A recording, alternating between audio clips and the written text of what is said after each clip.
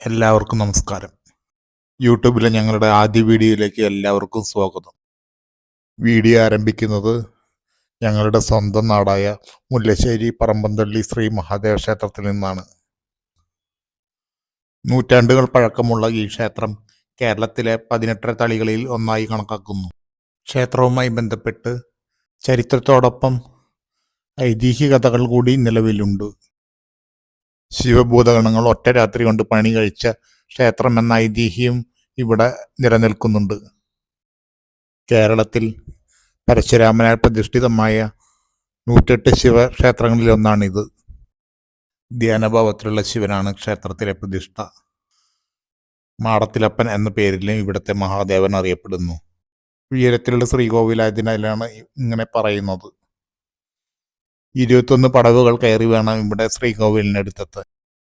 5 അടിയോളം ഉയരമുള്ള ശിവലിംഗമാണ് ഇവിടുത്തെ പ്രതിഷ്ഠ. നന്ദികേശ പ്രതിഷ്ഠ ഇല്ലാത്ത ശിവക്ഷേത്രം എന്ന ഒരു പ്രത്യേകത കൂടെ ഇവിടെയുണ്ട്. മഹാദേവനോടൊപ്പം തന്നെ സുബ്രഹ്മണ്യ സ്വാമിക്കും തുല്യ പ്രാധാന്യമുള്ള ക്ഷേത്രമാണിത്. പളനിയിൽ പാതി പറമ്പന്തള്ളിയിൽ എന്നാണ് പറയുന്നത്. അതായത് അത്രയും പ്രാധാന്യമുള്ള സുബ്രഹ്മണ്യ പ്രതിഷ്ഠയാണ് പറമ്പന്തള്ളിയിലുള്ളത്. പ്രധാന പ്രതിഷ്ഠകൾ പടിഞ്ഞാറോട്ട് ദർശനമായാണ് നിലകൊള്ളുന്നത്. ക്ഷേത്രത്തിലേക്ക് പ്രവേശിക്കുമ്പോൾ ക്ഷേത്രത്തിന് മുന്നിൽ കാണുന്ന 2 ബലിക്കല്ലുകൾ പ്രധാനപ്പെട്ട ആകർഷണമാണ്. പ്രധാന പ്രതിഷ്ഠയ്ക്ക് മുന്നിലുള്ള ബലിക്കല്ല് ഏകദേശം 8 അടിയോളം വലിപ്പമുള്ളതാണ്. വളരെ ഗംഭീരമായ നിർമ്മാണ രീതിയാണ് ബലിക്കല്ലുകളിൽ നമുക്ക് കാണാൻ കഴിയുന്നത്.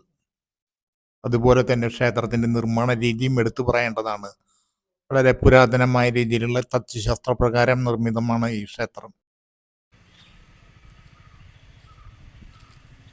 വലിയ മരങ്ങളും പച്ചപ്പുമൊക്കെയായി പ്രകൃതി തന്നെ ഒരുക്കിയ വളരെ മനോഹരമായ ഗംഭീരമായ ഒരു അന്തരീക്ഷത്തിലാണ് ഈ ക്ഷേത്രം നിലനിൽക്കുന്നത്. ഇവിടെ ക്ഷേത്രത്തിന് ചുറ്റുമുള്ള വൃക്ഷലതാദികളെല്ലാം തന്നെ മഹാദേവന്റെ തിരുജടയാണെന്നുള്ള സങ്കല്പത്തിലുള്ള ഐതിഹ്യകഥകളും നിലവിലുണ്ട്.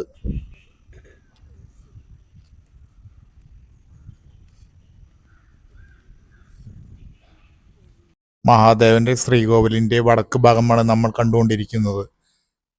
ഇവിടുത്തെ നിർമ്മാണ രീതി വളരെയധികം പ്രശംസനീയമാണ്. ഈ ക്ഷേത്രത്തിന്റെ മറ്റൊരു വലിയ പ്രത്യേകതയാണ് ക്ഷേത്രത്തിനകത്തുള്ള ശിലാലിഖിതങ്ങൾ. 900 വർഷങ്ങൾക്ക് മുമ്പ് ഋഷിമാൻ തിരുവടികൾ എന്നയാൾ ഇവിടെ പുനരുദ്ധാരണ പ്രവർത്തനങ്ങൾ നടത്തിയതായി ഈ ശിലാലിഖിതങ്ങളിൽ പറയുന്നു. ഈ ലിഖിതങ്ങൾ 1000 തിരുവടികൾ നാടുവാണിരുന്ന കാലത്തേതാണെന്ന് കരുതപ്പെടുന്നു. വട്ടെഴുത്താണ് ഇതിലെ ലിപി.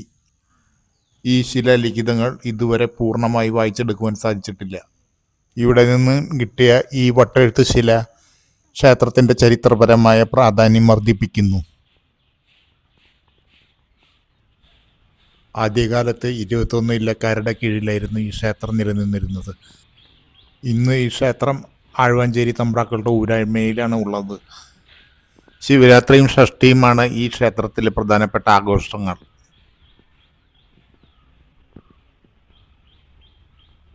ഈ കാണുന്ന വട്ടശ്രീകോവിലിൽ സുബ്രഹ്മണ്യ സ്വാമിയുടെ പ്രതിഷ്ഠയാണ് ഉള്ളത്. അതിഗംഭീരമായ ഒരു നിർമ്മാണ ശൈലിയാണ് ഈ വട്ടശ്രീകോവിലിനുള്ളത്. അങ്ങനെ ധാരാളം പ്രത്യേകതകളോടുകൂടി മുല്ലശ്ശേരിയുടെ പ്രൗഢിയുടെ പ്രതീകമായി പറമ്പന്തള്ളി മഹാദേവ ക്ഷേത്രം ഇന്നും നിലകൊള്ളുന്നു.